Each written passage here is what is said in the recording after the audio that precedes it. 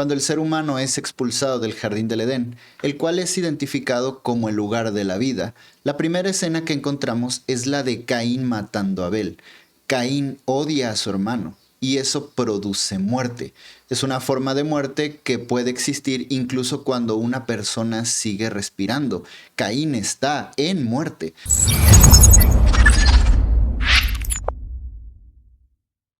Si tuvieras que definir la Biblia en una sola palabra, una palabra estratégica que nos ayudara a entenderla mejor, ¿cuál sería? La palabra que quizá yo utilizaría sería testimonio. Yo definiría la Biblia como el registro escrito de los testimonios de cómo Dios se ha revelado en la historia. Dios se ha revelado, se ha mostrado, y lo que tenemos en la Biblia son testimonios de esa revelación. La Biblia es un testigo que cuenta cómo Dios se ha mostrado al ser humano. Esos testimonios no comenzaron como libros. Durante mucho tiempo fueron relatos transmitidos de manera oral, historias contadas de generación en generación, de padres a hijos, de comunidad en comunidad. Con el paso del tiempo, esos testimonios fueron puestos por escrito, hasta formar la unidad textual que hoy llamamos Biblia. Es decir, la Biblia es una colección de textos que dan testimonio de un Dios que se ha mostrado en la historia humana. Entonces surge una pregunta muy natural. ¿Cómo se supone que debemos comprender esos testimonios? Existen muchas propuestas de cómo comprender la Biblia, pero creo que hay un punto que ofrece una base segura para comenzar, y ese es Jesús. Jesús es presentado en el Nuevo Testamento como la manifestación más plena de la revelación de Dios. En otras palabras, si queremos saber cómo es Dios, miramos a Jesús.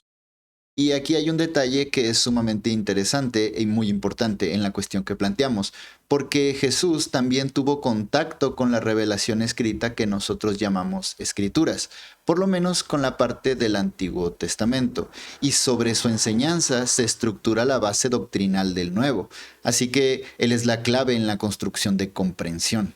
Jesús conocía las escrituras, las citaba, las enseñaba y sobre todo las interpretaba. ¿Sabes qué significa eso? Que en los evangelios no solamente encontramos lo que Jesús hizo, sino también cómo Jesús comprendía la revelación de Dios. Si bien es cierto que esta comprensión nos llega mediada, evidentemente, por la mano de los testimonios escritos de los evangelistas, eso es justamente con lo que contamos, con la Biblia. Por eso, si nuestra intención es comprenderla, un ejercicio muy importante es observar cómo Jesús comprendía su contenido. Eso es precisamente lo que hemos tratado de hacer en este curso. Mucho se habla de Jesús, pero algo que a veces olvidamos hacer es escucharlo con atención, leer lo que dice, observar cómo entiende la historia de Dios. Y cuando hacemos eso, descubrimos algo muy interesante. Jesús relaciona constantemente la revelación de Dios con una idea central, el reino de Dios. Para Jesús, lo que Dios está haciendo en el mundo, su obra pasada, su acción presente y su promesa futura, gira alrededor de esta realidad. Por eso en este curso dedicamos bastante tiempo a analizar qué significa realmente esta expresión en su mensaje. Si quieres ver este curso desde el principio en orden, te dejo la playlist en la descripción. Entonces, el reino de Dios. Una forma sencilla de comprender este concepto es definiéndolo como la unión de tres elementos: pueblo, lugar y gobierno. Un reino vendría siendo un pueblo viviendo en un lugar bajo un tipo de gobierno. Con esta idea en mente podemos hacer tres preguntas. Primero, ¿quién es el pueblo en el reino que predica Jesús? Y la respuesta concreta es los seres humanos. Pero no cualquier tipo de seres humanos, sino solo aquellos que reciben el reinado de Dios en sus vidas. Segundo, ¿dónde se manifiesta ese reino? Y Jesús habla de un reino que abarca tanto el cielo como la tierra. Y tercero, ¿cómo gobierna Dios en su reino? Aquí es donde aparecen dos ideas fundamentales que podemos rastrear de principio a fin en la Escritura. Dos ejes que recorren toda la enseñanza de Jesús. El primero es la ética. Dios gobierna su reino estableciendo una nueva forma de vivir, una forma de vida basada en el amor, amor a Dios y amor al prójimo. No se trata simplemente de portarse bien o de cumplir reglas, se trata de aprender a amar correctamente. Vivir en el reino de Dios significa adoptar una nueva forma de existir. Ahora bien, Jesús afirma algo que a primera vista puede parecernos muy extraño. Dice que ese reino ya es presente.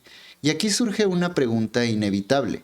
Si el reino de Dios consiste en amor, justicia, bondad y misericordia, ¿por qué el mundo sigue tan lleno de odio, violencia e injusticia? La realidad que vemos a nuestro alrededor parece totalmente contraria a esa ética del reino. Y si lo llevamos a un nivel más personal, la pregunta se vuelve todavía más profunda. ¿Cómo podemos vivir conforme al reino de Dios si nosotros mismos formamos parte de un mundo marcado por la violencia y el egoísmo? Una respuesta fácil sería decir que el reino no tiene nada que ver con este mundo, pero eso sería contradictorio con lo que Jesús enseña, porque Jesús habla de un reino que involucra la tierra tanto como con el cielo.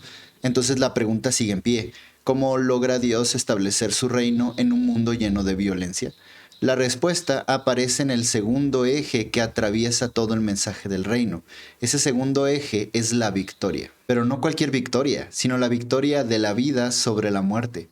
Y algo muy interesante es que la victoria aparece en las tres dimensiones del reino: pasado, presente y futuro, como veíamos con la ética, siendo el presente el tiempo de Jesús en adelante, el pasado el tiempo antes de Jesús, el Antiguo Testamento, y el futuro el tiempo del fin. Vamos a explorar cómo este eje aparece en las tres dimensiones temporales. Comencemos con la dimensión presente. En los evangelios Jesús está constantemente asociado a la vida. Él mismo declara: yo soy el camino, la verdad y la vida. Además, durante su ministerio demuestra tener autoridad sobre la vida y la muerte. Por ejemplo, cuando resucita a Lázaro declara: yo soy la resurrección y la vida. El que cree en mí, aunque esté muerto, vivirá. Pero quizá la evidencia más fuerte de esta relación entre Jesús y la vida es su propia resurrección. Jesús mismo anuncia que tiene poder para entregar su vida y volverla a tomar, y así justo ocurre. Aquí es donde aparece el punto central. Jesús está identificado con la vida porque vence a la muerte. Su victoria sobre la muerte abre la posibilidad de una vida nueva para los seres humanos. El Evangelio de Juan llama a esa vida vida eterna y se refiere a un estado contrario a la muerte. Aquí hay algo que tenemos que entender. En la Biblia, vida y muerte no son solamente conceptos biológicos, no se refieren únicamente a respirar o dejar de respirar. Por ejemplo, en la primera carta de Juan leemos lo siguiente: nosotros sabemos que hemos pasado de muerte a vida en que amamos a los hermanos. El que no ama a su hermano permanece en muerte. Aquí, el amor al prójimo es presentado como señal de vida y el odio como señal de muerte. En otras palabras, amar es vivir y odiar es morir. Esta dinámica aparece desde el inicio de la historia bíblica, cuando el ser humano es expulsado del jardín del Edén, el cual es identificado como el lugar de la vida. La primera escena que encontramos es la de Caín matando a Abel. Caín odia a su hermano y eso produce muerte. Es una forma de muerte que puede existir incluso cuando una persona sigue respirando. Caín está en muerte, de modo que la Biblia presenta a la humanidad como atrapada en una dinámica de muerte. Y aquí aparece la obra de Jesús. Jesús vence la muerte y al hacerlo abre la posibilidad de una vida nueva basada en el amor al prójimo. Los dos ejes del reino, ética y victoria, están profundamente conectados. La victoria de Jesús hace posible la nueva ética del reino. Ahora, todo esto ocurre en el presente. Pero la victoria también aparece en el pasado de la historia y tiene que ver justamente con la resurrección. En el Antiguo Testamento está presente la esperanza de que a los justos Dios los resucitaría físicamente. En el mensaje de Jesús encontramos referencias constantes a la historia anterior de la revelación de Dios. Por ejemplo, cuando defiende la esperanza de la resurrección frente a quienes no creían en ella, menciona a Abraham, Isaac y Jacob, y afirma algo sorprendente: Dios no es Dios de muertos, sino de vivos. Esto es interesante porque físicamente hablando, Abraham, Isaac y Jacob ya habían muerto. Sin embargo, Jesús afirma que la relación de Dios con ellos no ha terminado. Dice que es su Dios, no que fue su Dios, dando a entender que su relación y pacto trascienden los límites de la muerte. La muerte no tiene la última palabra. Las promesas de Dios no quedan anuladas por la muerte. La resurrección era la esperanza última, la victoria sobre la muerte. El Antiguo Testamento está plagado de referencias hacia esta esperanza. Por poner un ejemplo nada más, Salmos 16:10, Isaías 25:8 y Daniel 12:2 son ejemplos claros de ello. Todo esto nos deja ver que la victoria sobre la muerte no comienza con Jesús. La expectativa y actuar de Dios la precede. Forma parte del actuar histórico de Dios. En la historia del Antiguo Testamento, Dios está en contra de los imperios que trabajan bajo la lógica de muerte y odio, desde Babel, pasando por Egipto, hasta Babilonia, incluso contra Israel mismo. Jesús es más bien la culminación de esa esperanza. Así que también la victoria sobre la muerte aparece en el pasado de la narrativa bíblica. Finalmente está la dimensión futura del reino. Jesús anuncia que llegará el momento en que todos los que están en los sepulcros escucharán su voz, y el libro de Apocalipsis describe la escena final de la siguiente manera: ya no habrá muerte, ni llanto, ni dolor. La victoria de la vida sobre la muerte será completa en el futuro. Creo que esta es la más evidente. Por eso regularmente se reduce todo al final. Pero como hemos observado, la historia de la Biblia abarca desde el principio hasta el final de la narrativa. Es hora de volver a la pregunta inicial. ¿Cómo logra Dios establecer su reino en un mundo lleno de odio y violencia? La respuesta es que Dios ha comenzado una obra en Jesús, una obra de victoria sobre la muerte. Esa victoria trae consigo una nueva realidad, una nueva creación, que abre la posibilidad a una nueva vida basada en el amor al prójimo.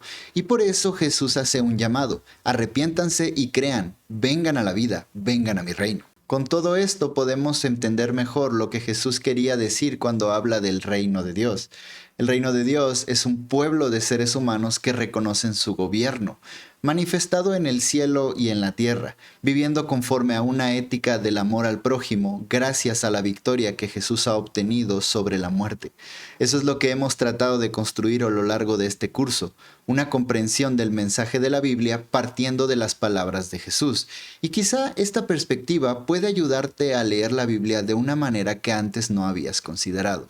Si te interesa seguir profundizando en cómo comprender la Biblia y las ideas teológicas que surgen de ella, este canal es para ti. Aquí estaremos subiendo constantemente contenido relacionado con estos temas. Si este video te ayudó, dale me gusta. Eso nos ayuda a seguir difundiendo este tipo de reflexiones. Y activa la campanita para no perderte los próximos videos. Nos vemos en el siguiente contenido.